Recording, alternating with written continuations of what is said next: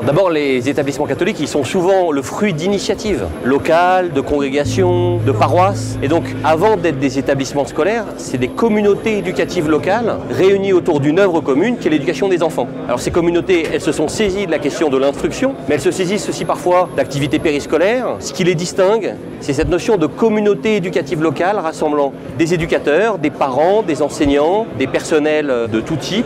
Et donc, le lien avec la paroisse, il est naturel parce qu'en fait, il est originel. Et probablement qu'avec cette insistance sur l'instruction, ce lien s'est un peu distendu et au contraire, ce qu'attendent les familles, les jeunes, les enseignants, c'est de resserrer ces liens. Alors d'abord, l'enseignement catholique, c'est une réalité très importante dans l'Église de France. 2 millions d'élèves et leurs familles qui sont rejointes tous les jours par l'enseignement catholique. L'enseignement catholique dépend de chaque évêque dans son diocèse, grâce à un directeur diocésain qui est son délégué épiscopal pour l'enseignement catholique, en concertation aussi avec les congrégations religieuses qui ont des réseaux d'écoles catholiques répandus dans tout notre pays. Et puis, il y a le secrétariat général de l'enseignement catholique qui vient en aide à toutes les directions diocésaines et du coup à tous les chefs d'établissement pour qu'ils puissent vivre de la meilleure manière, pour que les chefs d'établissement soient formés, pour que les enseignants soient formés et pour qu'une dynamique d'ensemble permette à l'enseignement catholique d'être pleinement d'église.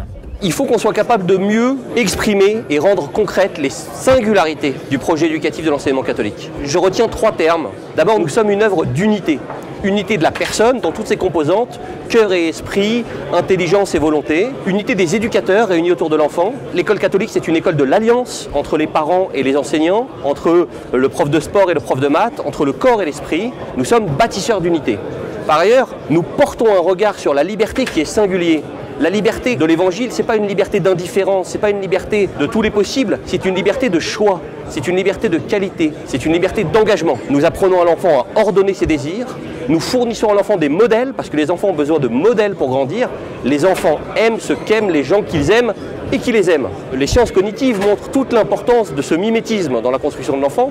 Et puis, par ailleurs, nous accompagnons l'enfant pour qu'il puisse prendre sa place en tant qu'adulte, qu'il puisse devenir l'adulte qu'il aspire à être et pas seulement se satisfaire des désirs d'un enfant qui ne peut être réduit à ce seul état d'enfant et qui ne se caractérise par cette croissance auquel il aspire. Ça veut dire entrer dans le monde du travail, ça veut dire mon rôle en tant que citoyen, ça veut dire mon rôle en tant que père, mère de famille, en tant que personne engagée dans la société, dans la cité. Et puis, le 3e point très important, c'est que les écoles catholiques sont inspirées par l'Évangile et de ce point de vue-là, elles sont animées d'un esprit de service et de pauvreté. Ce qui caractérise l'enseignement catholique, c'est que les difficultés sont toujours une invitation à grandir, à se dépasser, à approfondir notre relation à nous-mêmes et à l'autre. Et donc, vous voyez que ce regard sur la pauvreté, c'est un regard singulier parce que cette pauvreté, elle n'est pas seulement économique. Évidemment, la situation de la jeunesse s'agissant de santé mentale, les difficultés des parents, les difficultés liées aux besoins éducatifs particuliers, au handicap, nous amènent à approfondir encore cette singularité, cette façon dont nous sommes pleinement animés d'une volonté d'aller à la rencontre de ce qui fait nos fragilités,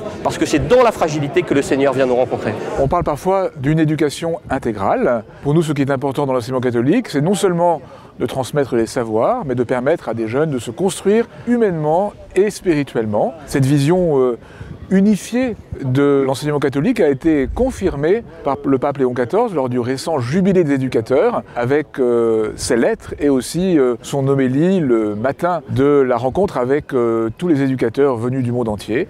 Donc une vision unifiée, globale et puis surtout libératrice de tous les talents et de la foi pour les jeunes qui nous sont confiés. On voit bien qu'il n'est pas question de conjuguer. Ce sont 2 termes qui vont pleinement ensemble. C'est parce que notre projet éducatif est chrétien qu'il est ouvert à tous, et c'est parce qu'il est ouvert à tous qu'il est pleinement chrétien. Si on oppose ouverture et christianisme, on passe à côté et de l'ouverture et de l'évangile.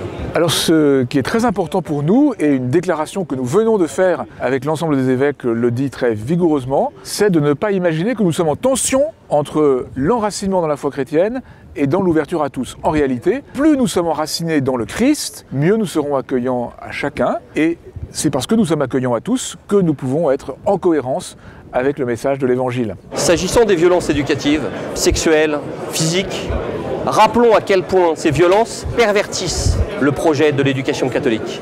Le projet de l'éducation catholique, c'est « tu as du prix à mes yeux ». Le Seigneur, Créateur, Roi de l'univers est venu à ta rencontre en petit enfant dans la crèche de Noël. Et le Christ le dit clairement, le mal que vous faites aux plus petits d'entre eux, c'est à moi que vous le faites. Donc prenons au sérieux la question des violences.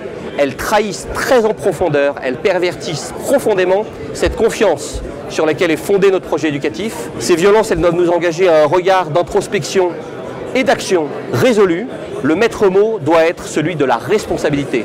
Responsabilité pour les victimes, responsabilité pour le passé, responsabilité pour le présent, pour les familles qui nous font confiance, responsabilité pour l'avenir. De ce point de vue, notre organisation doit évoluer pour aller à la rencontre de cette responsabilité et garantir ce verset d'Isaïe qui est au cœur de notre projet, « Tu as du prix à mes yeux ». Alors de fait, c'est évidemment quelque chose de très important, dans lequel l'enseignement catholique est engagé avec l'Église de France depuis déjà plusieurs années, mais l'engagement se renforce aujourd'hui, notamment dans le sillage des révélations de faits de violence très lourds de l'année dernière. Et donc il y a l'engagement de tous pour la bientraitance de chacun, le respect des jeunes par les adultes et des jeunes entre eux, c'est quelque chose de très très important aujourd'hui. Et bien sûr aussi que toutes les souffrances vécues puissent se dire à nos cellules d'écoute, à France Victimes, à la justice.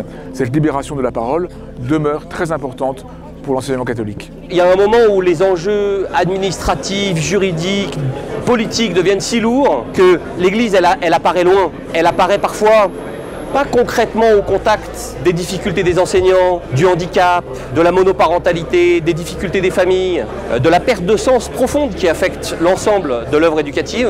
De ce point de vue-là, il est absolument essentiel que dans un lien renouvelé avec l'Église, parce que l'enseignement catholique c'est l'Église, nous retrouvions l'énergie, la force, la foi d'approfondir les singularités de ce projet et d'aller à la rencontre des fragilités de notre temps. Qu'il soit pleinement lui-même, profondément enraciné dans la foi et largement ouvert à tous, et qu'il soit compris aussi dans notre pays comme un véritable partenaire de tous les acteurs éducatifs. Il n'est pas temps aujourd'hui de s'enfermer dans des polémiques ou de déterrer la hache de la guerre scolaire. Nous avons à coopérer pour répondre aux enjeux éducatifs contemporains qui sont gigantesques et magnifiques.